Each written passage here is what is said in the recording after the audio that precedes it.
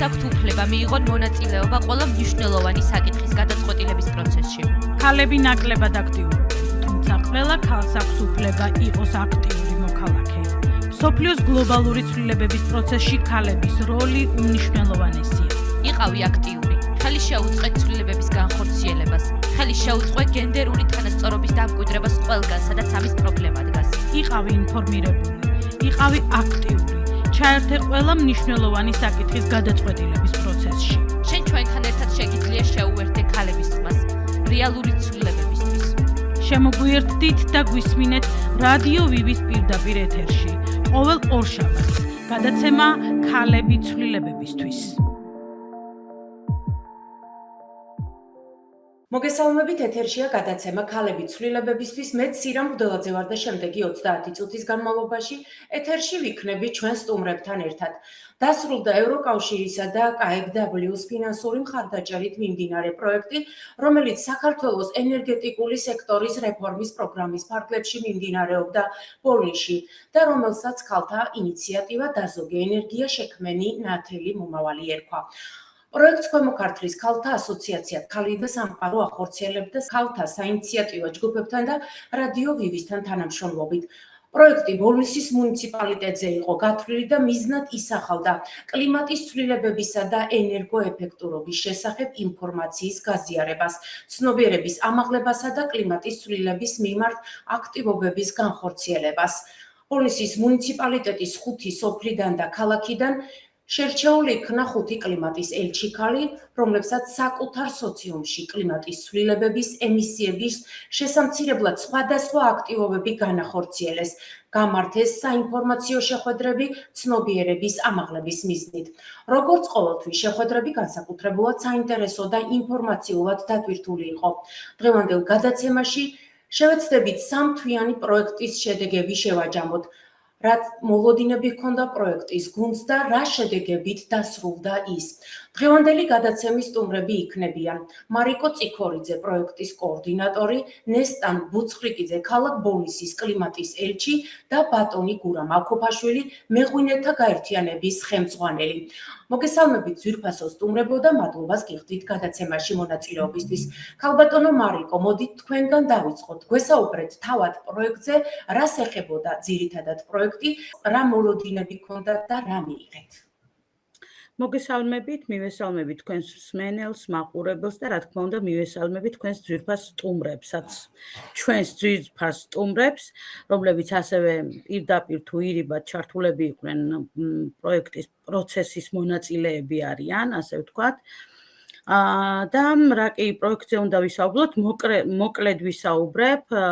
პროექტი ქალთა ინიციატივა დაზოგი ენერგია შექმენი ნათელი მომავალი ბოლნისის მუნიციპალიტეტზე იყო გათვლილი და მიზნად ისახავდა კლიმატის ცვლილებაზე ცნობიერების ამაღლებას, ასევე ენერგოეფექტურობაზე ცნობიერების ამაღლებას, ახალგაზრდების ჩართულობას და მათ მიერ ინოვაციური, ამხრივ ინოვაციური პროექტების განხორციელებას, აქტივობების განხორციელებას.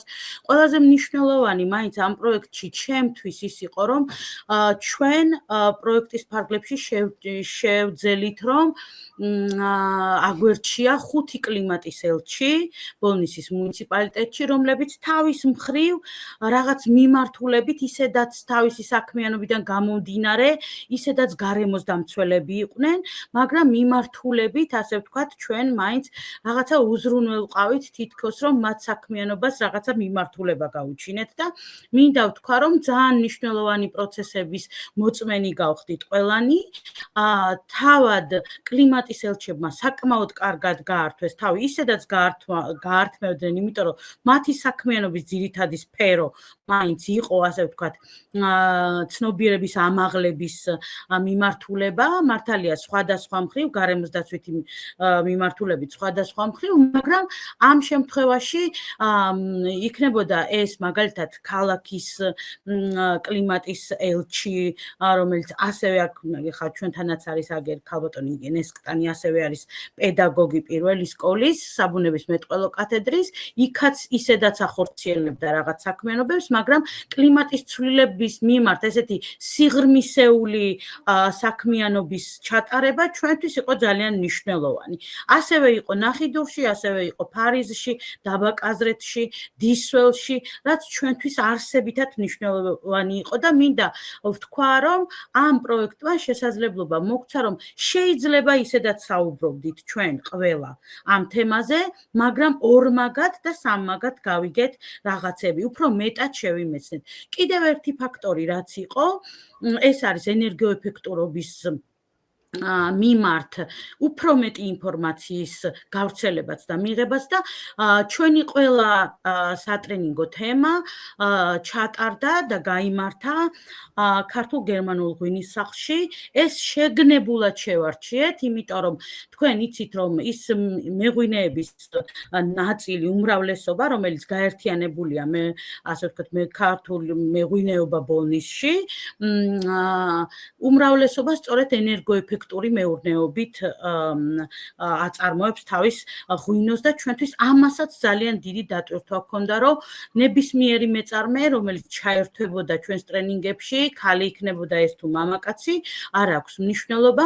თავარი იყო, რომ მას რაღაცა სამაგალითო დახვედროდა ადგილზე და აი ქართულ-გერმანული ღვინის სახლი ზუსტად აი ეს სამაგალითო სივრცე იყო მათთვის თავისი არა მხოლოდ თქვათ წარმოებული ღვინის ჩვენებით, გამოფენით იქვე ადგილზე, არამედ თქვენ იცით, რომ აი გარეთაც და შიგნითაც სრულად ენერგოეფექტურია შენობაც და გარეთ უკვე მოსაცდელი და ეს იყო თვალსაჩინოების ერთ-ერთი უმნიშვნელოვანესი მაგალითი და შეგნებულად შევარჩიეთ, ასე ვთქვათ, პარტნიორად, ერთგვარ პარტნიორად ღვინის სახლი.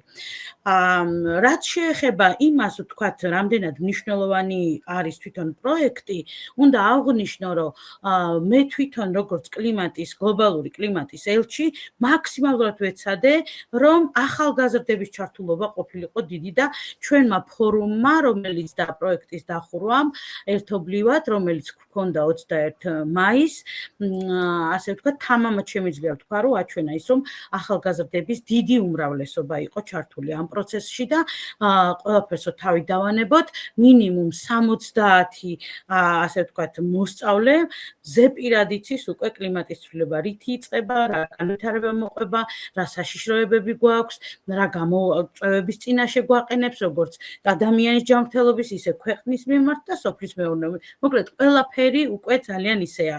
ის კი არა და აი მაგალითად მთელი ეკო, ასე ვთქვათ, კლიმატის ცვლილების მიმართულების კვირეული ხო გააკეთა მაგალითად ბოლნისის მუნიციპალიტეტის პირველმა სკოლამ. ასევე კაზრეთმა ბუკლეტი შექმნა სპეციალური სახელმძღვანელო შექმნა ნახიდურმა. მთელი ასე ვთქვათ კვირეული მიუძღვნა ფარიზმა და ჩვენთვის ამას ძალიან დიდი მნიშვნელობა აქვს და ვფიქრობ, რომ ძალიან კარგი შედეგებით დავასრულეთ ეს პროექტი. დიდი მადლობა. ქალბატონო ნესტან, ერთ-ერთი ყველაზე აქტიურად ჩართული კლიმატის ელჩი იყავით. როგორ ფიქრობთ, რამდენად მნიშვნელოვანია რეგიონში, ქალაქში თუ სოფლად მსგავსი პროექტების არსებობა და პოპულარიზაცია? ასევე აქვე ჩაგიკითხებით, როგორც პედაგოგს, როგორ რეაგირებენ მოსწავლეები კლიმატის ცვლილებების თემაზე, როგორ შეიძლება სკოლამ ხელი შეუწყოს კლიმატის ცვლილებების ადაპტაციასა და მიტიგაციის პროცესს? მოგესალმებით, პირველ რიგში მინდა მადლობა გადაუხადო ქალბატონ მარინას და მარიკოს მათ ორგანიზაციას ასეთი კარგი პროექტის წარმართვისათვის. ძალიან სასიამოვნო იყო მათთან მუშაობა და ჩემთვის კიდევ ძალიან დიდი პასუხისგებლობა ის წოდება, რაც მომანიჭა მე ჩემმა ქალაქმა. დიდი მადლობა მინდა მოგიხადოთ და ვეცდები აი რასაც ვაკეთებდით ჩვენ არა მხოლოდ მე, არამედ ჩემი კოლეგები, მთელი საბუნების მეტყველო კათედრა, სკოლის აქტივი და მოსწავლეები გავაგრძელებთ ამას, რა თქმა უნდა, და უფრო აქტიურად ჩავერთვებით კიდევ ამ პროექტებში. თუ იქნება ქალბატონო მარიკო ესეთი პროექტი, ძალიან დიდი სიამოვნებით კიდევ კვლავ ვითანამშრომლობთ თქვენთან ერთად. რაც შეეხება მსგავსი პროექტების განხორციელება ძალიან მნიშვნელოვანია, იმიტომ რომ ეს არა მხოლოდ სკოლის ბაზაზე, არამედ თვითონ აი ქალაქში, თემში საზოგადოების ჩართულობას და ცნობიერების გაზრდას გამოიწვევს. რაც უფრო მეტი ადამიანი შეიტყობს იმის შესახებ, თუ რა არის კლიმატის ცვლილების მიზეზები და რა შედეგები შეიძლება მოჰყვეს ამას გარკვეული წლის შემდეგ, რა ეტაპზე ვდგავართ ახლა ჩვენ და რა საშიშროების წინაშე დგას არა მხოლოდ ბოლნისი, არამედ მსოფლიო, ამას თუ კარგად შეიმეცნებს ყველა, გაიცნობიერებს, გაითავისებს, რა თქმა უნდა, გლობალური პრობლემაც მოიცნება და მომავალიც უფრო კარგი და ნათელი გვექნება. ჩემი მოსწავლეები აქტიურად არიან თავდაცვით ჩართული ამ ღონისძიებებში, წლებია უკვე ჩვენ ვიღებთ მონაწილეობას სკოლის სახელით, თანამშრომლობთ, ასევე მინდა გითხრათ, სხვადასხვა არასამთავრობო ორგანიზაციასთან, ასევე ქალაქის თვითმმართველობასთან და გვქონდა ჩვენ შემთხვევები ამის დაფიქსირებულია 2021 წელი, 19 წელი, როცა მოხდა სკოლის მიმდებარე ტერიტორიაზე ნარგავების ხეების დარგვა, განახლება მოხდა, გამწვანება, სეზონურად აი გაზაფხულზე ყოველთვის ვრგავთ ნარგავებს და ამით რაღაც გარკვეული წილი შეგვაქვს ჩვენ ბუნების ჰაერის დასუფთავებას და დაბინძურებისგან ვიხსნით გარემოს. ვიცი, აქტიურად მონაწილეობენ ბავშვები და რა თქმა უნდა, აი ამ მოსწავლეებიდან და ახალგაზრდებში რომ მოხდება ეს განათლება იმისა, გაცნობიერება, რომ რა შეიძლება მოყვეს, ვთქვათ, ელემენტარულ მათ მიერ, ვთქვათ, იგივე ნაღდის დაყრას, ან ფოთლების დაწვას და რა შედეგი შეიძლება მოყვეს, ამას თუ კარგად გაიაზრებენ, მომავალში სხვებსაც ასწავლიან და ამით რაღაც აი გაიზრდება ცნობიერება ბავშვების. რაც შეეხება აი დისკუსიებს ვატარებთ ძალიან ხშირად. გვაქვს სკოლაში ეკოკლუბი, რომელიც სისტემატურად მუშაობს და ყოველთვიურად არ არსებობს აი თქვენ რომ ჩვენ რაღაც ღონისძიება არ მიუძღვათ ამ გარემოს დაცვით ღონისძიებებს.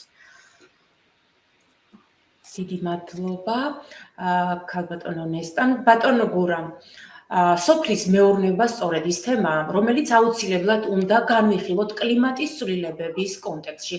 თქვენ როგორც მეღვინეს მინდა კითხოთ, რამდენად დიდი მნიშვნელობა აქვს კლიმატის მიმართ მდგრად მეღვინეობას? მოგესალმებით, გილოცავთ დღევანდელ დღეს პირველ რიგში 26 მაისი საქართველოს დამოუკიდებლობის დღე არის და ბედნიერია ყველა საქართველოს მოქალაქე, ვინც ამას აღიქოს სულით და გულით. ამიტომ მგონია რომ ყველა ჩვენთაგან ვინც ახლა ჩართული ამას აღიქოს ესე და გილოცავთ ამ დღეს ბედნიერები მენახეთ სულ ყოველთვის ბედნიერი მომავალი ქონოდეს ჩვენს შვილებს, ჩვენს მომავალ თაობას და რასაც ემსახურება ზუსტად ეს კლიმატის ცვლილებებზე მუშაობა, ზუსტად ის არის რომ მომავალზე ფიქრობთ და მომავლის მიმართ ვართ განწყობილები ოპტიმისტურად, ზუსტად იმიტომაც ვართ ჩართულები ამ საქმეში. ასევე მინდა მოგილოცოთ ელჩობა ქალბატონესთან, გილოცავთ, ძალიან მიყვარს ეს წოდება საერთოდ ელჩი, კაი, ბევრი საქმის გაკეთებას გვავალდებულებს, ასე ვთქვათ, ადამიანებს, ზოგი აღიარებული ელჩია, ზოგს უნდა რომ ელჩი იყოს, ზოგს ისეთი საქმიანობა მიყავს, რომ ელჩი გამოდის ელჩობა.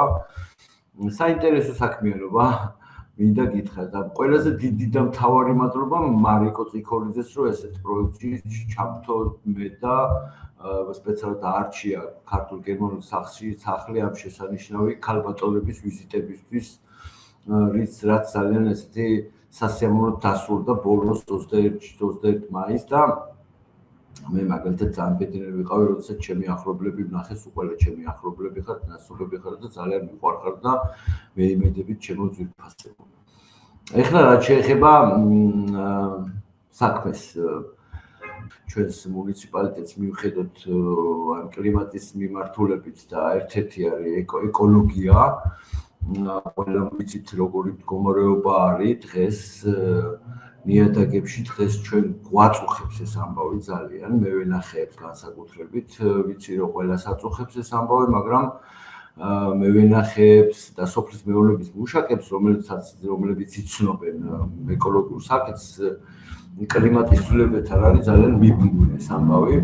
ზოგჯერ ეს დადებითად მოქმედებს კლიმატის ცვლილებებთან, დადებითად მოქმედებს რეგიონზე, ზოგჯერ უარყოფითად. მაგალითად, ჩვენ შემთხვევაში ახლა თუ შეიძლება ამას დადებითი ეწოდოს, რთველმა გადმოიწია 2 კვირით, სულ 2 გრადუსის მომატებას ვაგვირდებით ჩვენ ამ ბოლო 10 წლის განმავლობაში და რთველის გადმოწევაც ამას ემსახურება, თუმცა რთველმა გადმოიწია, ну ამას მობილიზებულებით დავხვდით, მე შაქარმა აიწია ყურძენში და ამან დადებითად იმოქმედა, იმიტომ რომ ალკოჰოლი მაღალი აქვს ამ დროს ღვინოს და უფრო სხვადასხვა ვარიანტის ღვინოების დამზადება შეგვიძლია ჩვენ, ადრეც შეგვიძლია რაღაც ერთი ვარიანტის დამზადება, ერთი ხაზის დამზადება, ესე ეძახიან მეურნეობაში, ახლა შეგვიძლია სამი ხაზის დამზადება, ანუ სამი სხვადასხვა ალკოჰოლური შემცველობის ღვინის დამზადება შეგვიძლია, ესე იგი ეს არის ევროპული, ქართული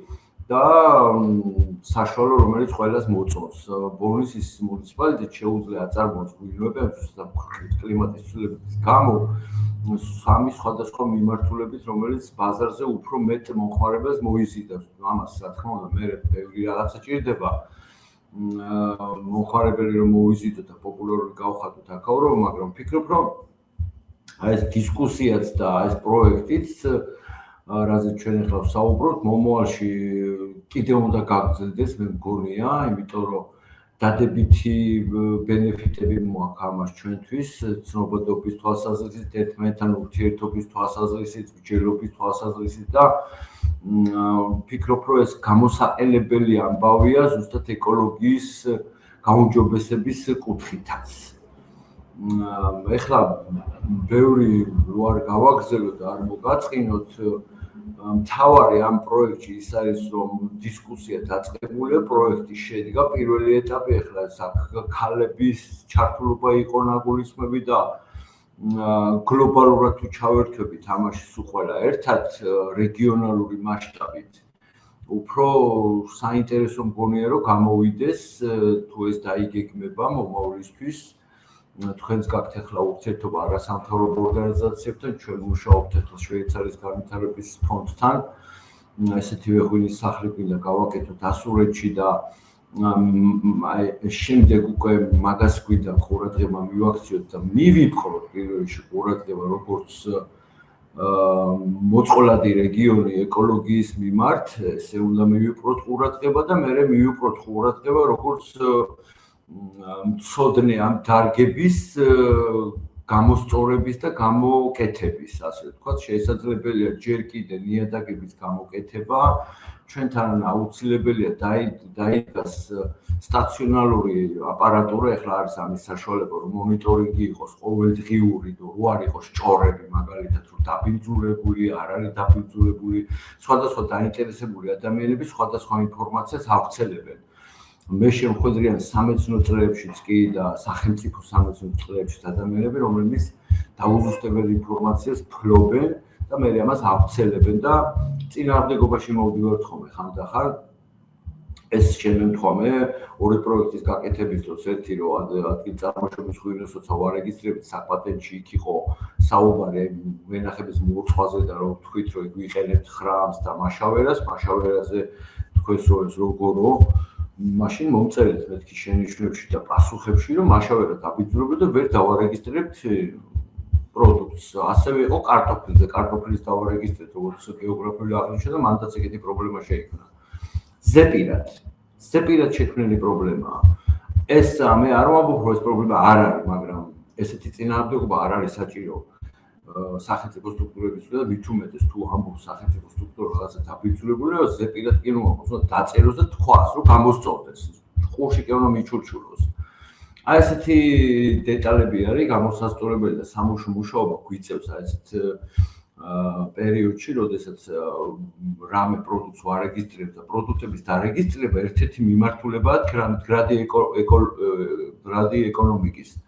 იმიტომ რომ ჩვენ გვაქვს ინსტრუმენტები, ეს არის ევროპული ინსტრუმენტები, აბსოლუტურად ევროპული ინსტრუმენტები, რომ კონკრეტულმა რეგიონებმა, კონკრეტულმა სოფლებმა, კონკრეტულმა ადამიანებმა წარმოაჩინონ ისეთი პროდუქტები, რომლებიც არის განსაკუთრებულად იმ რეგიონისთვის დამახასიათებელი ნიშან-თვისებების და ეს მოგცემს განვითარებას ეკონომიკის ადგილობრივ დონეზე და მსოფლიო დონეზე. სრულიად პარმეზანი მაგალითად მსოფლიოში ცნობილი ყველი არის ამხელა ადგილი, აი ამხელა.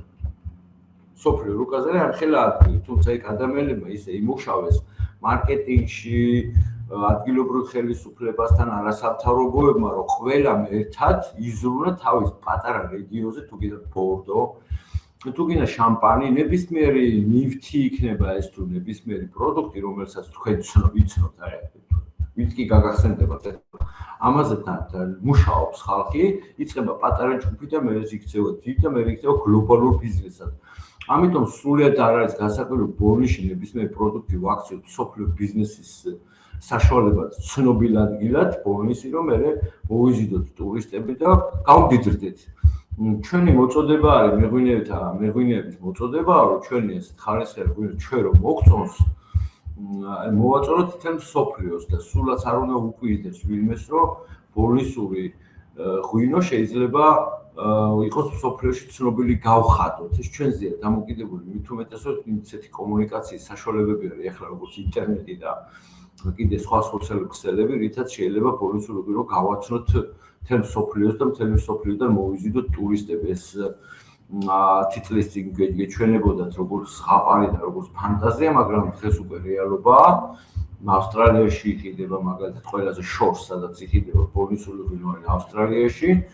ზუსტად ამ სწორი ხედვების გამო და თანამოაზრეების არსებობის გამო. ამიტომ აი საკითხში, რადგან ჩვენ ლაპარაკობთ, აი ეს თანამოაზრეობა შეიძლება გამოვიყენოთ ბიზნესურად და კომერციალიზაცია გავუკეთოთ ამას ყველაფერს, რაც მოგვიტანს აი ზუსტად იმ კეთილ მომავალს, რაც თავში ვთქვით, რომ ჩვენ ცხოვრობთ და ვშრომობთ იმისთვის, რომ ბედნიერი და კეთილი მომავალი გქონდეს ჩვენ შვილებს და ჩვენს ქვეყანას. დიდი მადლობა და ქალბატონ ნესტანს დაუბრუნდები. ქალბატონო ნესტან, სკოლას ძალიან დიდი მნიშვნელობა აქვს გარემოს დაცვითი საკითხების თუ აქტივობების დაგეგმვისა და განხორციელების პროცესში. როგორ ფიქრობთ, რა უნდა გავაკეთოთ ახალგაზრდების მოსწავლეთა გარემოს მიმართ მეგობრული პასუხისმგებლიანი მიდგომების დასანერგად? გაქვთ თუ არა შემუშავებული აქტივობების გეგმა ან არსებობს თუ არა სკოლის საბუნებისმეტყველო კათედრაზე გაწერილი დოკუმენტი? ბატონო, მოგახსენებთ, სკოლას რა თქმა უნდა შეუძლია მნიშვნელოვანი ნაბიჯები გადადგას მოსწავლეებში გარემოს მიმართ პასუხისმგებელი მიდგომების განვითარებისათვის. მისთვისაც საჭიროა განათლების ქცევის ფორმირებისა და პრაქტიკული საქმიანობების სწორად შერწყმა და შერჩევა.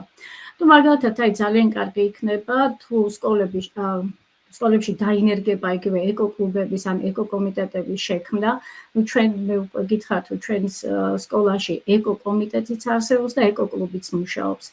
ასევე კარგი იქნება თუ იმ мотиваციის ამაღლების მიზნით დაჯილდოვდებიან ის მოსწავლეები, ვინც აქტიურად იქნებიან ჩართული სხვადასხვა ეკოკლუბისა და ეკოკომიტეტის სხვადასხვა საქმიანობაში. ასევე კარგი იქნება აი მაგათაც ჩვენ ვახორციელებთ ასეთ შეხვედრებს. გვაქვს დიდი კლასის მოსწავლეები, მაგათაც ეკოკლუბის წევრები, რომლებიც არიან მე-9, მე-10, მე-11 კლასის მოსწავლეები. ისინი ამზადებენ პრეზენტაციებს, აქვთ უკვე გამზადებული პრეზენტაციები და შედიან ხოლმე დაწყებითი კლასებში, მაგალითად აი მე-5, მე-6, მე-4 კლასში ან მე-7-ში, სადაც კონკრეტულად აი თემატურად ჩვენ სასწავლო პროგრამაში ისე გვაქვს თემატურად აწყობილი ეს გარემოს დაცვა და როგორ უნდა ან კატასტროფები როგორ ავიცილოთ თავიდან და აი ამ თემების, მაგალითად კატასტროფების რისკების შემთხვევაში, რა იწვევს კატასტროფებს და როგორ ავიცილოთ თავიდან, აი მაგალითად ქონდა აი ახლა ხან ესეთი გაკვეთილები, უფროს კლასელებმა ჩაუტარეს მოსწავლეებს პრეზენტაციები წარუდგინეს და პატარებში უკვე რაღაც ცნობიერების ამაღლება ჩვენ სკოლაში სადაც ვასწავლით გაკვეთილებს, მაგრამ უფრო მეტი ინფორმაციის მიწოდება მოახდინეს თავად მოსწავლეებმა.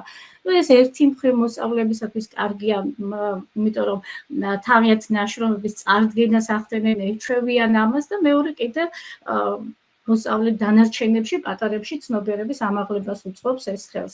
კარგი იქნება ასევე მშობელთა ჩართულობა, აი მაგალითად იგივე ცნობიერების ამაღლების მიზნით სკოლებში ჩატარდეს მშობლებთან შეხვედრა, სადაც საუბარი იქნება კლიმატის ცვლილებებზე, რა იწვევს, რა მიზეზებია და როგორ შეგვიძლია თავიდან ავიცილოთ ეს მიზეზები. თქვენ მკითხეთ, რომ არის გაქვთ თუ არა რაიმე გეგმა გაწეული, თუ როგორ მუშაობს თქვენი საბუნებისმეტყველო კათედრა, რა თქმა უნდა, ეს გეგმა გვაქვს და ამ გეგმით წლებია ვმუშაობთ. გვაქვს მომავალში დაგეგმილი ასეთი რამ, რომ ისეთი პროექტი გავაკეთოთ, რომელი პროექტიც სკოლის შენობის მოდერნიზაციას გამოიწვევს, კერძოდ ენერგოეფექტურობის მხრივ. აი გვინდა ისეთი პროექტი მივიღოთ, ან დავწეროთ, მივიღოთ მონაწილეობა, რომელიც სკოლას უზრუნველყოფს მზის ბატარეებით, მაგალითად, აი ესეთ გვაქვს იდეა და კარგი იქნება ქალბატონი მარიკოც თუ ჩაგვთვალს მსგავსი პროექტი იქნება, ჩვენ დიდი სიამოვნებით ჩავერთვებით და გვინდა ესეთი რამ გავაკეთოთ. ასევე აი ნარჩენების დახარისხება, ნარჩენების დახარისხებაში, აი მაგალითად შარშა მქონდა ასეთი აქცია, აი ნარჩენებისგან როგორ დავამზადოთ ან კომპოსტის დამზადება და ასევე მაგალითად პლასმასისა და სხვადასხვა მოყავისგან მოსწავლეებმა დაამზადეს სხვადასხვა საჭიროებისათვის ნივთები. იგივე მაგალითად აი საკლასო ოთახებში კალმის ჩასაწყობი კუთები. აი თვითონ მოსწავლეებმა დაამზადეს ამ პროექტის ფარგლებში და შემდეგ დავარიგეთ კლასებში და დღესაც გვაქვს ესეთი პოლიეთილენის ბოთლებისგან, მოყავისგან დამზადებული სხვადასხვა ნივთი. მომავალში ვგეგმავთ კიდევ, რომ ესე იგი ქალბატონ მარიკოს დახმარებით ასევე და თანადგომით, რომ შემოვიტანოთ კუთები, სადაც მოხდება უკვე ნარჩენების დახარისხება, ეს იქნება ძირითადად ჩვენთან პოლიეთილენი არის ბევრი, იმიტომ რომ სასადილო ოთახში გამოიყენებენ ბუფეტში ეგრეთ წოდებული, იქ არის ერთჯერადი ჭიქები არის, ბოთლები არის, თეფშები და აი მათი დახარისხება, ქაღალდის ცალკე ვთქვათ, ჩვენ მაკულატურასაც კიდევ მინდა გითხრათ, რომ მაკულატურას ვაგროვებთ და ყოველწლიურად ქალბატონი ირმას დახმარებით ჩვენ გვაქვს მისამართი ჩამოდიან და ვაბარებთ ამ მაკულატურას და შემოსული თანხით სკოლის ბიბლიოთეკაში წიგნებს ვყიდულობთ. აი ძირითადად მე აი მართლა არ მინდა ეხლა ესე გამომივიდეს ჩვენი კათედრის ქება, მაგრამ წლებია ჩვენ ამ საქმიანობას ვეწევით, ამას ვაკეთებთ, უბრალოდ მადლობა მინდა ქალბატონ მარიკოს უთხრა, რომ აი წინ წამოწია და გამოგვაჩინა, თორე ჩვენ ამას მუშაობთ და მუდმივად ვითარდებით და ეხლა ესეთი გეგმები გვაქვს და თქვენი დახმარებით განახორციელებთ. კეთილი, ბატონო გურამ, ჩვენ ვიცით, რომ მეღვინეობის გაერთიანების მიმართულება ეკოპროდუქციის შექმნა. როგორ ფიქრობთ, როგორ აისახება ბოლო წლების კლიმატის ცვლილება თქვენს ვენახზე? ასევე რამდენად დიდი მნიშვნელობა და რა გავლენა აქვს მეღვინეობაზე ენერგოეფექტურობას? ეს საერთოდ ტერმინოლოგიაც კი, რასაც ახლა ვბრძანებთ, ჩვენი დარგის ადამიანებისთვის, რომლებიც ახლა პოლში მოღვაწეობთ და ჩვენი თანამოაზრეები არიან, ახალია და მუშაობა ჭირდება ამ თემას ყურადღებით და გაგებით, იმიტომ რომ ტენდენციები, რომლებიც ჩამოყალიბდა წლების განმავლობაში, ეგრეთ წოდებული კომუნისტების პერიოდში, რთულია, რომ ადამიანები გადავიდნენ ახალ ტენდენციებზე, ახალ ტექნოლოგიები გამოიყენონ, რაც იციან, იმას არიან ჩაციებულები, ასე ვთქვათ, და ამიტომ ჩამორჩენა ეთყობა ჩვენს მუნიციპალიტეტს და ჩვენს ბიზნესს ამ მიმართულებით. თუმცა ჩვენ 6 წლის წინ დავიწყეთ, პირველი პროექტი გავაკეთეთ, ესეთი კონსტრუქცია შეიქმნა ჩვენს პარტნიორებთან, სადაც არის მზის პანელი დამაგრებული, გიყვებოდით იმ დღეს შეხვედრაზე არის ოზონატორი და ეს ოზონირებული წყლით ხდება ვენახების შეწამნა. ეს ერთი მხრივ ძალიან სასარგებლოა და ეფექტურია მავნებლების საწინააღმდეგოდ, სოკოვანი დაავადებების საწინააღმდეგოდ და ხალასი ხდება თვითონ პროდუქტი, მე გუშინაც მაგით შევწამლე ხეხილით სხვათა შორის და მაშინ ეთყობა. ძალიან ეფექტურია ოზონირებული წყლით ვენახის, ხეხილის და ნებისმიერი პროდუქტების, ნებისმიერი მცენარის შეწამლა, იმიტომ რომ ოზონი მოგეხსენებათ არის ანტისეპტიკი და გვინდა რომ ეს განვავითაროთ. ეხლა ჩვენ თანამოაზრეებში 23 ესეთ საოჯახო მეურნეობა ვართ გაერთიანებული, მევენახეობა ასე ხება ესა და 11 საქედან აქვს ეს კონსტრუქცია დამონტაჟებული ვენახებში. ვენახებში გვაქვს ელექტროენერგია უფულოდ და საწამლი პრეპარატი გვაქვს უფულოდ. როცა მაგალითად წელიწადში შეიძლება დაიხარჯოს ჰექტარზე დაახლოებით მარტო წამლებში 1900 ლარი, ეხლა იხარჯება 0 თეთრი. უბრალოდ ცოტა შრომა მატულობს, იმიტომ რომ ყოველი წვიმის მერე დეტალებს გიყვებით ბოდიში. ყოველი წვიმის მერე უნდა შეწამლა და ეს პრეპარატებით კიდე კონტაქტური და კიდე სისტემური პრეპარატებით შეწამლოს დროს აქვს პერიოდები 21 დღე, 7 დღე, 14 დღე წვიმის შემდეგ. ჩვენთან ამ ოზონირებულ წყლის შემთხვევაში, როცა წვიმა მოვა, მეორე დღეს აუცილებლად უნდა შეწამლო. თუ ამით აპირებს, რომ სულ გაიტანო ეს ვენახი. მე ეს გამოცდილება პირადად მაგდა ვენახი ადაპტივდა, ასე ვთქვათ, ამ ოზონირებულ წყალთან და შვენილად იტანს და გემრიელესი გამოდის პროდუქტი, ეკოლოგიურად სუფთავ, რო იტყვიან, მაშინ გავიგე რა გემო აქვს მაგალითად ჩინურის ყურძენს. მე ჩინური მაქვს ვენახში და ფანტასტიკური გემო აქვს თვითონ ჩინურსაც და ყურძენსაც. ძალიან განსხვავდება. ეს იწვევს მიკვლევადობას, ამას უბრალოდ უნდა მასიურობა, ახლა 5, 6 და 11 მევენახეობა ამას არ ყოფნის, მით უმეტეს რომ პატარები ვარ ჩვენ, ამას ჭირდება მასიურობა, ამ მიმართულებას, რასაც ჩვენ ახლა ვმუშაობთ ყველანი ერთად თქვენი მიმართულებით და ჩვენი მიმართულებით, ამას უნდა მასიურობა. 100 მევენახეობა მაინც უნდა იყოს. ამიტომ პოპულარიზება ჭირდება, საგანმანათლებლო მუშაობა ჭირდება, პარალელურად ჭირდება ისეთი იმ პროდუქტების რეალიზაციის ხელშეწყობა, რომელიც გაიყიდება ესეთი ლოგოს ქვეშ, რომ ეს არის ეკოლოგიურად სუფთა, სერტიფიცირებული, ბიოდინამიური, ბუნებრივი. ამის ყველაფრის საშუალება სახელმწიფოს აქვს და მოწოდებული აქვს მეწარმეებმა, უბრალოდ ადამიანებმა ეს თვითონ უნდა გააკეთონ დანარჩენი. რა თქმა უნდა, ადგილობრივი თვითმმართველობის როლი არის აქ უმთავრესი, მათაც უნდა მიიღონ და არასამთავრობო ორგანიზაციების როლი აქ არის კიდევ უმთავრესი, რომ ეს საკითხი გახადო პოპულარული და ამ ხრივ მოვიზიდოთ ჩვენს მუნიციპალიტეტში დაინტერესებული პირები და მყიდველი და ამ მიმართულებით განვავითაროთ ჩვენი ბიზნესი. ჩვენი ბიზნესი ვერ განვითარდება მცირე მიწიანი რეგიონი ვარ თვითონ საქართველოს და განსაკუთრებით ახლა ბოლნისის მცირე ვენახიანი ადგილი, ამიტომ უნდა განვითარდეს ინოვაციური საკითხებით და ახალი მიდგომებით და ახალი ტექნოლოგიებით, რომ ცნობადი იყოს პროდუქტი, ესა თუ ის პროდუქტი. ამიტომ ბევრი სამუშაო გვაქვს მომავალში და მე მგონი რომ თუ ჩვენ გავთვითცნობიერდებით კიდევ უფრო მეტად ვიდრე ეხლა ვარ და უფრო მეტ ცოდნა შევიძენთ ამ მიმართულებით, უფრო მეტს მივახცევთ. და ბოლოს ქალბატონო მარიკო გადმოვალ ისევ თქვენთან კითხვი და ამით რომ დავასრულოთ ჩვენი გადაცემა. რა იყო მთავარი მიზანი და თუ იგეგმება მსგავსი პროექტებისა და ღონისძიებების განხორციელება მომავალში?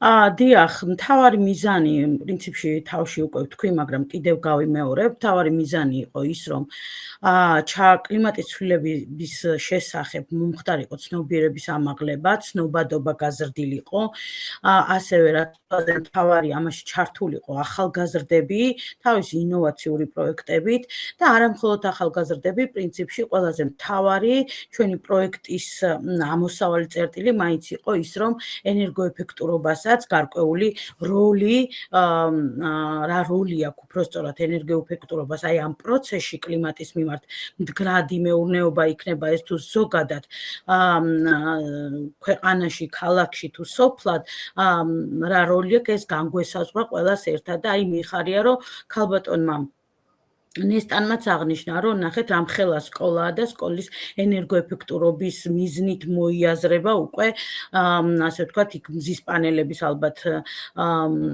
გაკეთება და გადაყვანა სრულად მთელი სკოლის გადაყვანა ენერგოეფექტურობაზე, მზის სისტემაზე. ეს ძალიან მნიშვნელოვანია. ისევე მნიშვნელოვანია, როგორც ბატონმა გურამმა აღნიშნა, რომ ენერგოეფექტურობის არის ასე ვთქვათ, რამდენიმე თუ იმ მეღვინეების უმრავლესობას, ასე ვთქვათ, მეწარმეები არიან ჩართულები, როგორც თავის საწარმოში ენერგოეფექტურად აწარმოებენ ღვინოს და ამას ძალიან დიდი მნიშვნელობა აქვს, მოკლედ რომ ვთქვათ. აი, ეს იყო პრინციპში ყველაზე მთავარი მიზანი და ასევე, რა თქმა უნდა, როლი თითოეული მათგანის, ვინც ჩართული იყო და ჩვენ ყველა ის ადამიანი ჩავთეთ, უნდა აღვნიშნო პირიქით, მე მაქვს მადლობა სათქმელი ყველა ელჩთან, ქალბატონ ნესტანთანაც, ქალბატონ ნინოსთანაც, მედეასთანაც, ქალბატონ მაიასთანაც, ნურაისთანაც და ბატონ გურამთანაც, მე მაქვს ყველასთან მადლობა სათქმელი იმისთვის, რომ ეხლა ამ რთულ ვითარებაში, როგორციც დღეს ქვეყანა იმყოფება ზოგადად და პროცესები მიდის მთელი, არ მოერიდათ პირიქით ძალიან აი ესე აქტიურად ჩაერთო ყველა ეს ისინი რომ არ ყოფილიყვნენ ეს პროექტი არ იარსებობდა ნამდვილად შემიძლია გითხრათ და რაც ყველაზე მთავარია მე ყველაზე დიდ მიღწევად მიმაჩნია იმ ახალგაზრდების ჩართულობამ რომლებმაც დაუზარებლად გააკეთეს 6-7 პრეზენტაცია იმუშავეს ამ თემებზე პედაგოგებთან ერთად იმუშავეს ყველა იმ აქტივობაზე რომელიც ამ პროცესში იყო იმ მეღვინეებს მინდა უთხრა მადლობა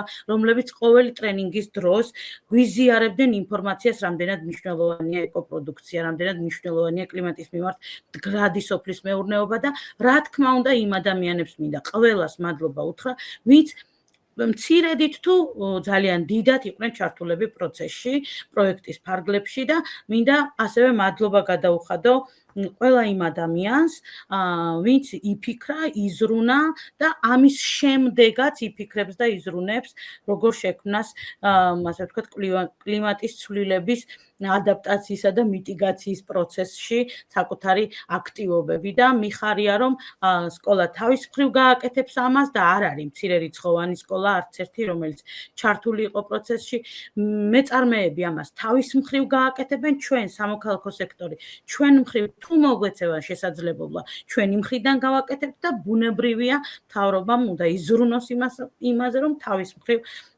გააკეთოს საკუთარი საქმე და აი ეს იყო პრინციპში რაზეც შეიძლება რომ ვისაუბრო და კიდევ ერთხელ ყველას ვუხდი ძალიან დიდ მადლობას რომ იყვნენ ამ პროცესის მონაწილეები ჩვენთან ერთად და რაც შეიძლება გაგრძელებას მსგავსი პროექტების ნახოთ შევხედოთ რა იქნება როგორ გაგრძელდება ვითარება ქვეყანაში სოფლიოში იმიტომ რომ ჩვენც ამ სოფლიოს ნაწილები ვართ და იცით რომ მარტივი სიტუაციები არ არის ირგვლივაც და იმის მიხედვით უკვე მზად ვიქნები მე პირადად თუნდაც ისე პროექტიც რომ არ არსებობდეს ჩემი ცოდნა და გამოცდილება ნებისმიერ შემთხვევაში იქნება ეს მეღვინეთა გაერთიანება თუ სკოლები და ცნობიერების ამაღლება ვიქნები ჩართული ყველა შემთხვევაში ძალიან დიდი მადლობა მინდა გადაგიხადოთ გადაცემაში მონაწილეობისთვის რადიო ვივის მსმენელს და მაყურებელს კი შევახსენებ ეთერში იყო გადაცემა ქალები ცვლილებებისთვის გადაცემის სტუმრები იყვნენ მარიკო წიქორიძე პროექტი ქალთა ინიციატივა დაზოგი ენერგია შექმნენი ნათელი მომავალი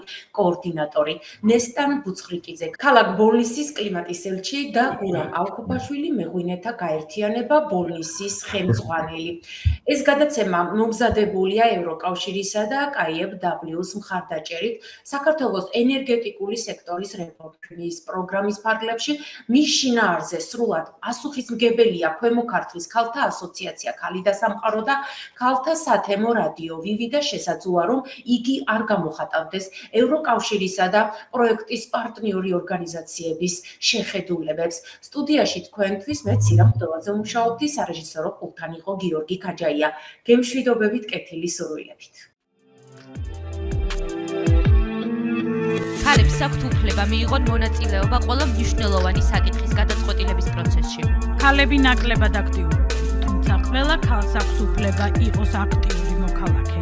მსოფლიოს გლობალური ცვლილებების პროცესში ქალების როლი უმნიშვნელოვანესია. იყავი აქტიური. ხელი ხელი შეუწყეთ ცვლილებების განხორციელებას. ხელი შეუწყო გენდერული თანასწორობის დამკვიდრებას ყველგან, სადაც ამის პრობლემა დგას. იყავი ინფორმირებული, იყავი აქტიური, ჩაერთე ყველა მნიშვნელოვანი საკითხის გადაწყვეტილების პროცესში.